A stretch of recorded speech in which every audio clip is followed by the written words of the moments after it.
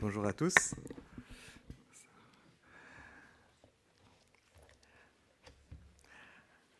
Alors, avant d'ouvrir la Bible ensemble, je voudrais qu'on puisse se poser quelques questions, chacun personnellement, chacun pour soi-même, qu'on se pose quelques questions pour se préparer en fait à la lecture. Qu'est-ce que vous ressentez intérieurement quand vous êtes devant des gens qui vivent exactement l'opposé de l'éthique chrétienne? Ou quand vous entendez des faits divers, par exemple un viol, un crime sordide, ou alors quelqu'un de bien connu qui a détourné des fonds publics. Voilà, qu'est-ce que ça vous fait intérieurement? Qu'est-ce que vous ressentez quand vous entendez parler de gens qui font n'importe quoi? Par exemple, des événements dans les banlieues. Voilà, peu importe. Vous pouvez penser à n'importe quelle personne qui fait quelque chose de mal et quelque chose que vous considérez comme impensable. Comment est-ce qu'on réagit? Alors donc je ne vous demande pas de réponse, mais avec ces questions en tête, je vous propose d'ouvrir la Bible dans l'Évangile de Matthieu, chapitre 9, à partir du verset 9. Alors, Jésus s'en alla. En passant, il vit un homme installé au poste de péage. Son nom était Matthieu. Il lui dit « Suis-moi ». Matthieu se leva et le suivit. Un jour, Jésus était à table chez Matthieu. Or, beaucoup de collecteurs d'impôts et de pécheurs notoires étaient venus et avaient pris place à table avec lui et ses disciples. En voyant cela, les pharisiens interpellèrent ses disciples. « Comment votre maître peut-il manger de la sorte avec des collecteurs d'impôts et des pécheurs notoires ?» Mais Jésus, qui les avait entendus, leur dit « Les bien portants n'ont pas besoin de médecins, ce sont les malades qui en ont besoin. Allez donc apprendre quel est le sens de cette parole. Ce que je veux, c'est la compassion, bien plus que les sacrifices. Car je ne suis pas venu appeler des justes, mais des pécheurs. » Amen. Avant de lire ce texte, on a pensé ensemble à plusieurs comportements, péchés, qui peuvent être choquants. Et souvent, c'est vraiment légitime d'être choqué. Il y a des scandales qui choquent même la société tout entière, et heureusement.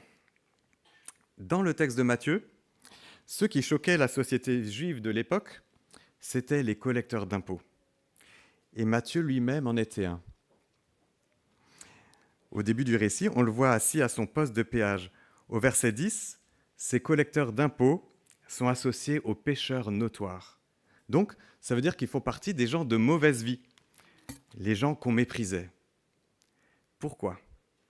Parce que non seulement ils étaient considérés comme des voleurs, ils prenaient bien plus d'argent que ce qu'ils devaient, et on a par exemple l'exemple assez bien connu de Zachée, mais en plus ils travaillaient pour les occupants, l'occupant romain, qui opprimait le peuple. Donc c'était des traîtres. Et pire encore, les occupants, justement, c'étaient des païens. Et donc les collecteurs d'impôts, quand ils trahissaient leur peuple, le peuple de Dieu, eh bien, ils trahissaient Dieu lui-même face aux païens. Alors pour un juif pieux, il y avait vraiment beaucoup de raisons de les rejeter et même de les mépriser. Les pharisiens, eux, c'étaient des religieux et les plus stricts. Ils imposaient des règles de pureté particulièrement sévères, des lois qui allaient bien au-delà de la loi de Moïse, c'est-à-dire donc la loi qu'on trouve dans l'Ancien Testament, dans la Bible. Ils avaient leurs propres lois, leurs propres règles, en plus de la Bible. Il fallait éviter toute forme de contact avec ce qui est païen, ce qui est pécheur, impur. Alors, vous pouvez imaginer qu'un repas avec des pécheurs, des collecteurs d'impôts, c'était tout simplement impensable pour eux. Comment peut-il ? D'autant que manger ensemble, ça pouvait être pris, on pouvait le comprendre comme un signe de communion avec eux. Jésus aimait assez choquer. Alors, ce n'était pas un but en soi pour lui, mais en tout cas, ça arrivait assez souvent qu'il choque les gens. Par exemple, dans le texte qui est juste avant le nôtre, toujours dans le chapitre 9, il venait déjà de choquer des pharisiens, des spécialistes de la loi. il avait dit à un homme qui était paralysé, il lui avait dit qu'il lui pardonnait ses péchés. Et eux, ils disent, mais seul Dieu peut pardonner les péchés. Seul Dieu peut faire ça. Et ils ne croyaient pas si bien dire d'ailleurs. En fait, souvent, Jésus choque les religieux, surtout. Des gens qui ont des idées bien arrêtées sur ce qu'on doit faire, ne pas faire. Mais quand il choque, il en profite pour délivrer un message. Aux spécialistes de la loi, il affirmait qu'il avait le pouvoir divin de pardonner les péchés. Et maintenant, aux pharisiens, il affirme qu'il peut guérir le péché. C'est très proche, mais c'est ça qu'on va creuser un peu ce matin. Quand il dit « Les bien portants n'ont pas besoin de médecins, ce sont les malades qui en ont besoin », et qu'il conclut par « Car je ne suis pas venu appeler des justes, mais des pécheurs ».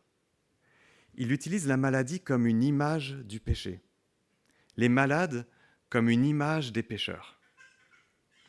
Alors on va voir d'abord ce que ça veut dire pour Jésus, pour la Bible, ce que ça veut dire de faire cette comparaison au sujet du péché. Et bien sûr, je voudrais juste faire une petite parenthèse importante déjà.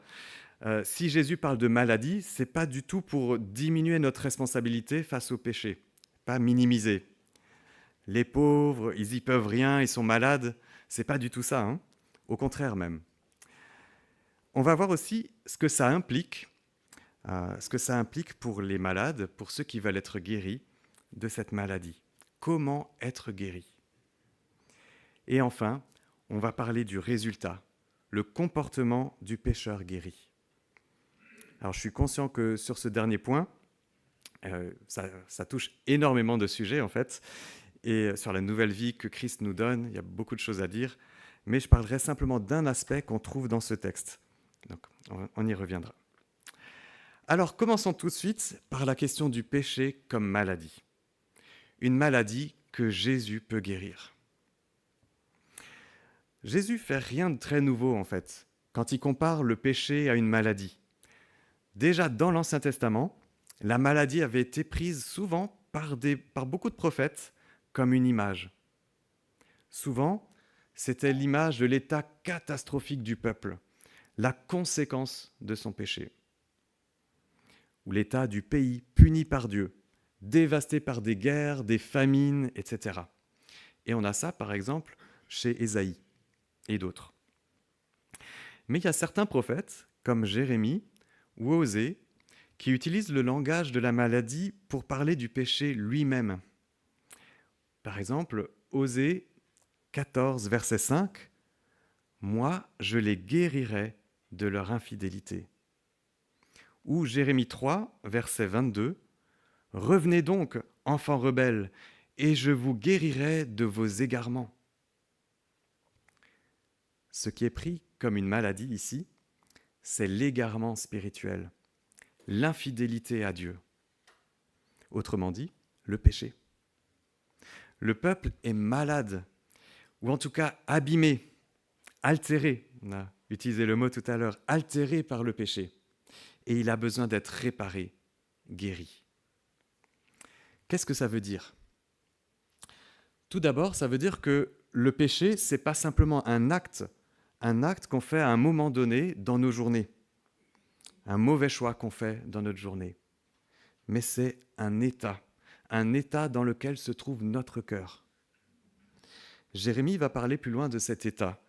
Il dit, en Jérémie 17:1, « Le péché de Juda est écrit avec un burin de fer, il est gravé sur la tablette de leur cœur. »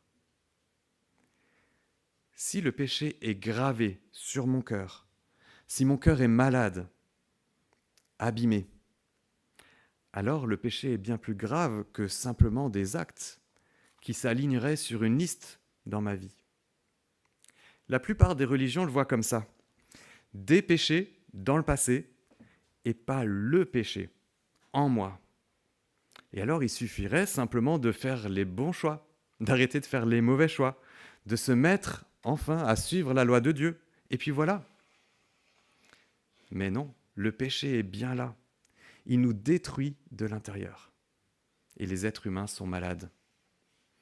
La solution au péché, au mal, c'est pas simple, aussi simple que juste faire des bons choix. Même s'il faut les faire, bien sûr. La solution, c'est de guérir de cette maladie. Alors, comment guérir ? Continuons dans Jérémie, toujours au chapitre 17, verset 9. Le cœur est tortueux plus que toute autre chose, et il est incurable. Qui pourrait le connaître ? Le cœur est incurable. C'est l'idée en tout cas d'un cas désespéré. Alors ça, c'est pas une très bonne nouvelle, mais on doit bien le comprendre. On ne peut rien faire pour guérir notre cœur. On ne peut rien faire pour effacer le péché. Il est gravé si profondément dessus, avec un outil en fer. C'est bien pour ça que Adam, quand il a commis le tout premier péché de l'humanité, Adam a été condamné à mort. Tu es poussière et tu retourneras à la poussière. Et pourtant, il avait fait que manger un simple petit fruit interdit. C'était pas grand-chose. En tout cas, ça paraît pas grand-chose. Mais le péché d'Adam, il avait moins à voir avec ce fruit-là qu'avec sa rébellion contre le commandement de Dieu, la rébellion de son cœur. Son cœur est tombé malade de sa rébellion contre Dieu. Et depuis ce jour, nous tous, on a suivi tous le même chemin. Une seule désobéissance à Dieu montre déjà qu'on le rejette. Comme Adam. Même si on s'en défend d'ailleurs. Et donc on est tous enfermés dans ce même état, dramatique, désespéré, avec la même conséquence que pour Adam. On est mort. Spirituellement déjà, c'est cet état du cœur, et on retournera à la poussière. Et ni Adam, ni nous-mêmes, on ne peut rien y changer. On ne peut pas se rattraper. C'est trop tard. Mais revenons à notre texte de Matthieu 9. Regardez ce qui s'est passé pour Matthieu. Il lui dit « Suis-moi ». Matthieu se leva et le suivit. Matthieu vit dans le péché, mais Jésus l'appelle « Suis-moi ». Et ce jour-là, tout change pour lui. Il abandonne son poste de péage, il se met à le suivre et il devient l'un des 12 disciples les plus proches de Jésus, les plus fidèles. Donc, on dirait qu'il y a quand même un espoir, heureusement. Et c'est là que Jésus se présente comme le médecin, celui qui a soigné le péché de Matthieu et qui veut soigner le péché de ses amis assis à table avec lui. Juste au début de ce chapitre 9, j'en parlais tout à l'heure, Jésus avait fait la même chose. On lui amène un homme paralysé, mais Jésus ne le guérit pas tout de suite. Il lui dit d'abord « Prends courage, mon enfant, tes péchés te sont pardonnés. » C'est au verset 2. Et ensuite seulement, il le guérit, en disant que s'il le fait, s'il le guérit, c'est pour montrer à tout le monde qu'il a le pouvoir de pardonner les péchés, qu'il peut vraiment les pardonner. Et là encore, la maladie, c'est une image. Elle est bien réelle, bien sûr, pour l'homme paralysé qui va être guéri. Donc elle est physique. Mais quand Jésus le guérit, il en profite pour montrer qu'elle est aussi une illustration de la guérison spirituelle que Jésus apporte. Tes péchés te sont pardonnés. Jésus est le seul médecin qui peut soigner la maladie incurable de notre cœur. Contrairement aux autres prophètes ou aux prophètes des autres religions, Jésus n'est pas venu simplement appeler les hommes à changer, appeler à faire le bien. Il est venu appeler, mais aussi soigner, guérir le cœur pécheur. D'ailleurs, les prophètes ne pouvaient pas guérir le cœur, mais ils avaient justement annoncé et promis que la guérison viendrait de Dieu. Rappelez-vous Osée et Jérémie qu'on a vus au début. « Moi, je les guérirai de leur infidélité. Je vous guérirai de vos égarements. » Jésus arrive et voilà qu'il accomplit ses promesses. Jésus est la solution de Dieu pour régler notre problème de péché. Comment ? En Jésus, Dieu est venu sur la terre pour prendre notre péché sur ses épaules.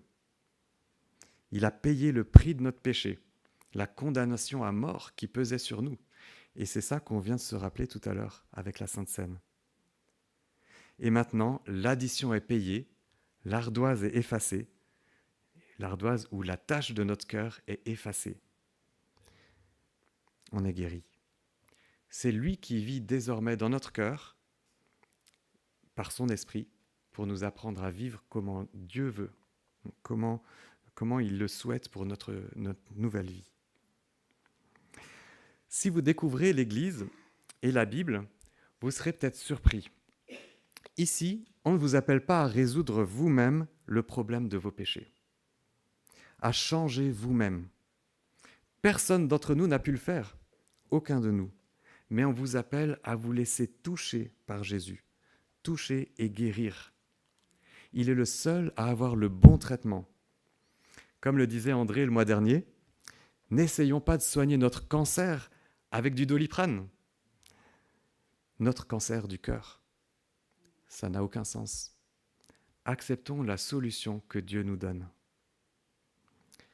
Maintenant, dans cette histoire de Matthieu, Jésus conclut en disant « Je ne suis pas venu appeler des justes, mais des pécheurs. » Il ne dit pas ça simplement pour faire le parallèle entre la maladie et le péché, entre les bien portants, les malades et les pécheurs, mais c'est le message qu'il adresse aux pharisiens.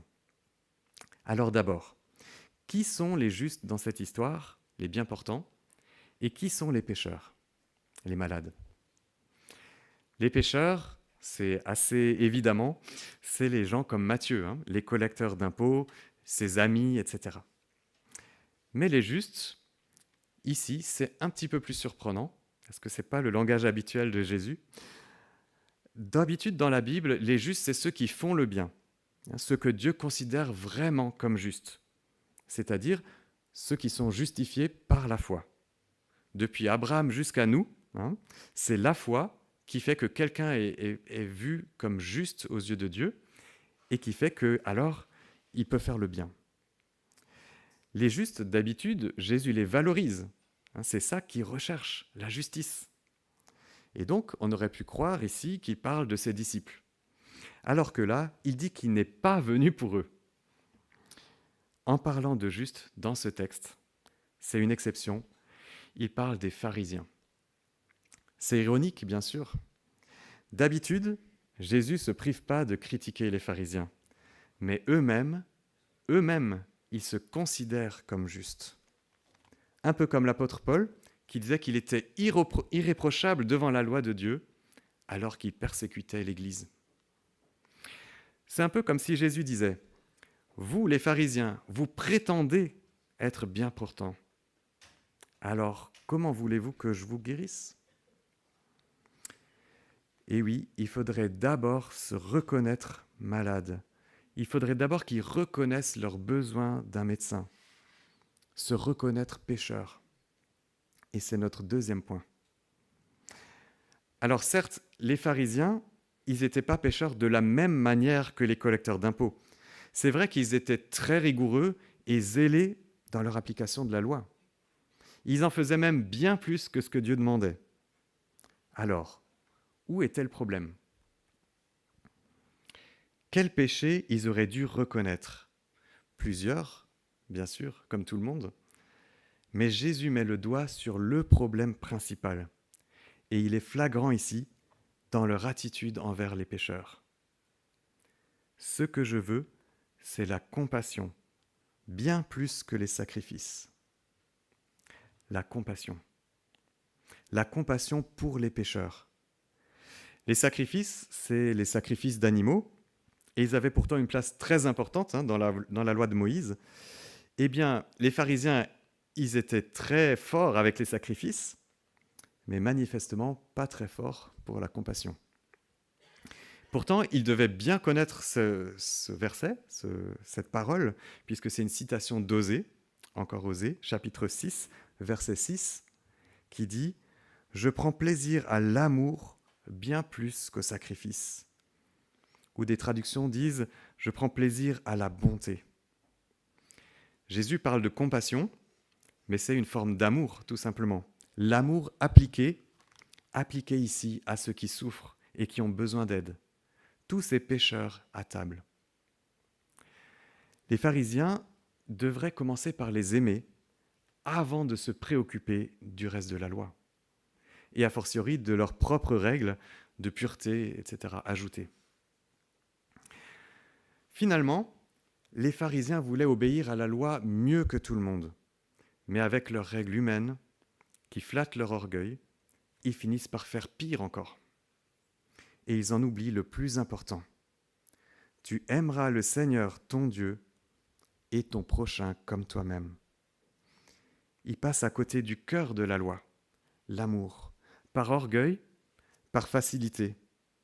C'est beaucoup plus simple de faire des sacrifices ou des ablutions, etc., que de vraiment aimer notre prochain. Attention, ça ne veut pas dire que la loi n'aurait pas d'importance ou que le péché n'est pas si grave. Il ne s'agit pas de dire, ce qu'on entend parfois, mais il faut aimer les pécheurs, il ne faut pas juger. Jésus accepte tout le monde tel qu'il est. Non. C'est vrai, Jésus accueille tout le monde tel qu'il est, mais il les appelle à changer. Et c'est même la base de son discours. Depuis le début, changez, car le royaume des cieux est proche. Si Jésus offre la guérison du péché, c'est bien pour voir des vies transformées, comme Matthieu. Le problème des pharisiens, c'était donc pas d'avoir reconnu que tous ces gens à table avec Matthieu et Jésus étaient des pécheurs, qu'ils vivaient dans le péché. Ça, c'était une réalité, et Jésus la déplore aussi. Jésus vient justement pour changer ça. Mais le problème des pharisiens, c'est leur attitude de rejet, leur manque d'amour. C'est leur péché typique.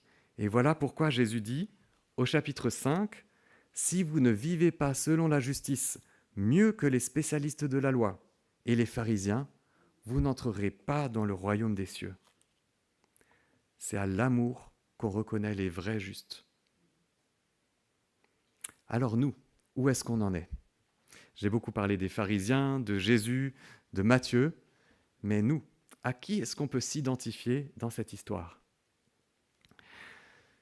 Quelqu'un, ce matin, s'identifie peut-être à Matthieu. Vous reconnaissez le poids de vos péchés. Vous savez que vous vivez loin de Dieu, loin de Jésus. Vous reconnaissez votre maladie intérieure. Et nous, les membres de cette Église, on est tous passés par là. Et l'appel de Jésus, c'est le même pour vous, pour nous tous, comme pour Matthieu. Suis-moi. Mais on peut aussi s'identifier, peut-être, aux pharisiens. Et c'est là que j'en reviens à mes questions du début. Qu'est-ce qui est dans notre cœur quand on est confronté au péché des autres ? Est-ce qu'on ressent de la haine ou de la compassion ? Est-ce qu'on voit ces gens comme des mauvaises personnes à exclure, à juger, ou peut-être à fuir ? Ou comme des personnes malades d'un péché qui les détruit. Des personnes à aimer, à sauver, à aller chercher pour que Jésus les touche. Comme pour les pharisiens, pour nous aussi, c'est beaucoup plus simple de venir à l'église, de prier, d'être souriant, etc. Beaucoup plus simple que d'aimer vraiment ce qu'on doit aimer. Notre famille, nos collègues, particulièrement ceux qui nous irritent, au travail ou ailleurs. On est paresseux pour aimer. Et ça, c'est un piège. On aime de moins en moins et on compte de plus en plus sur notre propre pratique religieuse pour se rassurer, pour se convaincre qu'on est des bonnes personnes, des bons chrétiens et que Jésus est de notre côté. Mais pendant ce temps, Jésus est à table. Il est à table avec les pécheurs. Il est assis avec les personnes qu'on a tellement de mal à aimer. Si on devient comme ça, c'est en quelque sorte parce qu'on oublie de prendre notre traitement. C'est vrai, Jésus nous a guéris, il nous a guéris avec un traitement qui est parfaitement efficace. Il a payé à la croix une fois pour toutes. Mais on a besoin de ce traitement à vie. On n'aura jamais fini d'avoir besoin de lui, de recevoir son amour, sa grâce, son pardon au quotidien, sa guérison.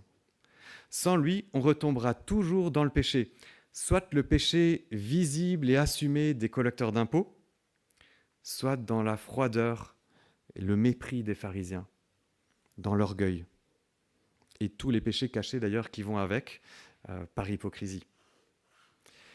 Matthieu est venu à Jésus, mais il n'est pas retourné chez lui. Ensuite, il serait retourné dans sa vie d'avant. Il ne s'est pas contenté de croire, désormais il suit Jésus. Il est avec lui au quotidien. Et c'est ça qui change tout dans sa vie. Alors, si on discerne en nous-mêmes, si on discerne des tendances de pharisiens, à mépriser ceux qui font le mal, plutôt que de les aimer, on doit peut-être revenir à Jésus et rester plus proche de lui pour voir comme lui il les voit, aimer comme lui. C'est là notre vraie place de malade guéri, avec Jésus, parmi les disciples de Jésus. Et où est-ce qu'ils sont ? Ils sont à table, à la table des pécheurs. Jésus nous voudrait avec lui, à la recherche de pécheurs à guérir. Il n'est pas allé seul rencontrer les collecteurs d'impôts, et il aurait pu, mais il a pris ses disciples avec lui. Et chacun à sa place, regardez, d'abord Matthieu, il a des contacts naturellement avec ses anciens amis et il les invite chez lui. Si on sait que ça se passe chez Matthieu, c'est parce que c'est dit dans Luc. Et il y a quelques traductions comme celle-ci qui l'explicitent. Deuxièmement, les autres disciples. Ils sont là en soutien. Et enfin, Jésus. Il guérit les cœurs pécheurs. C'est comme ça que ça s'est passé il y a 2000 ans, et c'est toujours comme ça que ça doit se passer aujourd'hui. Nous, malades guéris, on doit être à la recherche des autres malades. Et Jésus compte sur nous. Ce qui est intéressant ici, c'est que Matthieu n'est pas seul. Il est en équipe. Témoigner de notre foi, ce n'est pas une vocation individuelle. On n'a pas besoin d'essayer de se débrouiller tout seul pour le faire. C'est quelque chose qu'on doit faire ensemble, à la suite de Jésus. C'est une interaction entre nous, nos amis non chrétiens, nos amis chrétiens et Jésus, qui est avec nous, en esprit. Ça peut être une invitation à l'église, bien sûr, ou à une activité spéciale de l'église, mais ça peut être aussi, plus naturellement, par exemple, manger avec des amis des deux univers, comme ici. On pourrait le faire. On peut imaginer en fait n'importe quelle activité qu'on peut faire ensemble avec eux. À nous d'être créatifs. En tout cas, c'est notre vocation de les conduire à Christ. C'est quelque chose qui devrait faire partie de notre vie de disciples au quotidien. Et c'est ça aussi la vie de l'Église en semaine, ou le week-end, mais je veux dire hors des murs de l'Église. On a aussi des choses à faire ensemble hors de l'Église. C'est ça ce que je voulais relever sur le comportement du malade guéri. Il y aurait bien d'autres choses à dire sur notre nouvelle vie en Christ, mais là, pour ce sujet, c'est le point qui ressort de ce texte. Et pour ce point, j'ai déjà presque terminé, mais je voudrais juste relever une petite conséquence logique. C'est que quand on rencontre Jésus, on n'a pas besoin de couper les ponts avec nos anciens amis. Ça peut paraître évident après avoir lu ce texte, mais c'est parfois une question qui se pose. Alors, il y a des cas particuliers où ça peut être plus sage de couper les ponts quand même. C'est vrai, et on doit être prudent. J'y reviens. Mais bien souvent, l'attitude de Matthieu, c'est la plus logique, la plus naturelle.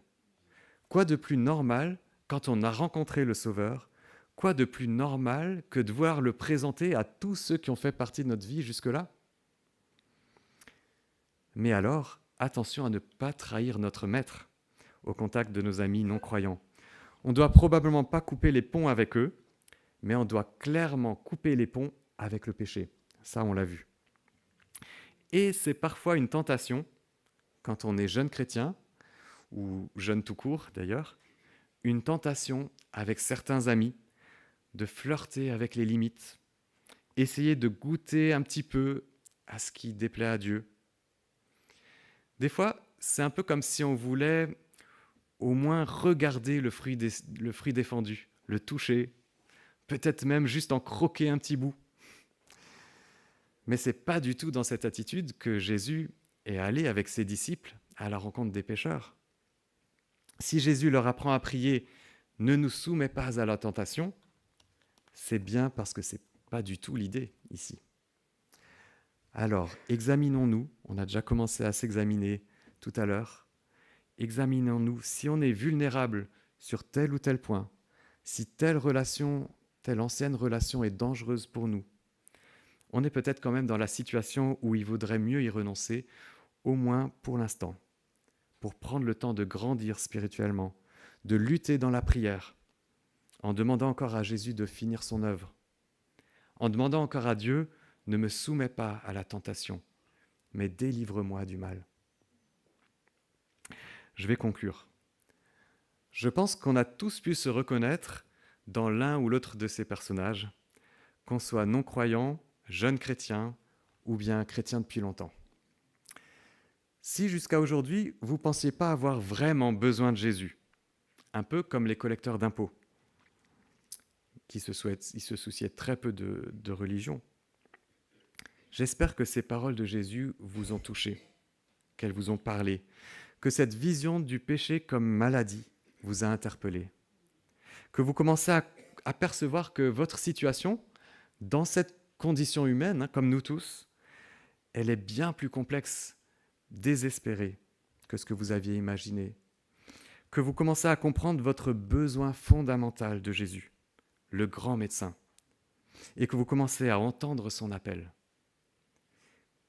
Il vous reste peut-être plus qu'à suivre l'exemple de Matthieu, vous mettre à suivre Jésus, et peut-être, et sûrement, voir votre vie transformée. Mais vous avez peut-être déjà répondu à cet appel et vous avez décidé récemment de le suivre. Vous êtes un jeune disciple, notre jeune frère ou sœur en Christ, et on est très heureux de vous compter dans la famille. Que ce texte d'aujourd'hui vous fortifie dans votre nouvelle vie, qui vous aide à réfléchir personnellement à la manière de suivre Jésus, de vivre dorénavant dans la sainteté, en comptant sur lui, tout en cherchant à amener vos anciens amis à lui, motivés par un vrai amour pour eux, la compassion. Et si vous êtes un chrétien de longue date, je vais être un peu provocateur. Pour choisir à qui vous identifier dans l'histoire, j'espère que vous avez hésité. Hésité entre vous identifier au groupe des disciples et vous identifier au groupe des pharisiens, ou peut-être même au groupe des collecteurs d'impôts. Pourquoi je dis ça ? J'aurais peut-être dû plutôt espérer que chacun puisse s'identifier pleinement au groupe des disciples, enfin à un disciple, sans hésitation. C'est vrai, c'est vrai. Mais ça pourrait être le signe qu'on pense que tout va très bien, qu'on est des bons chrétiens, et que donc, d'une certaine manière, on se considère comme des justes. Et c'est exactement le problème des pharisiens. Être comme eux, c'est notre penchant naturel. Et c'est salutaire de nous examiner régulièrement pour trouver en quoi on leur ressemble, en quoi on se comporte encore d'une certaine manière comme des pécheurs, en quoi, dans quel domaine on doit encore progresser. Et c'est peut-être essentiellement l'amour, justement, et la compassion. Et tout comme un jeune chrétien, on doit compter sur Jésus pour guérir notre cœur dur comme la pierre et nous donner un cœur de chair. C'est comme ça qu'on progressera à la fois dans notre vie spirituelle et dans notre mission d'être les témoins de Jésus autour de nous. Amen.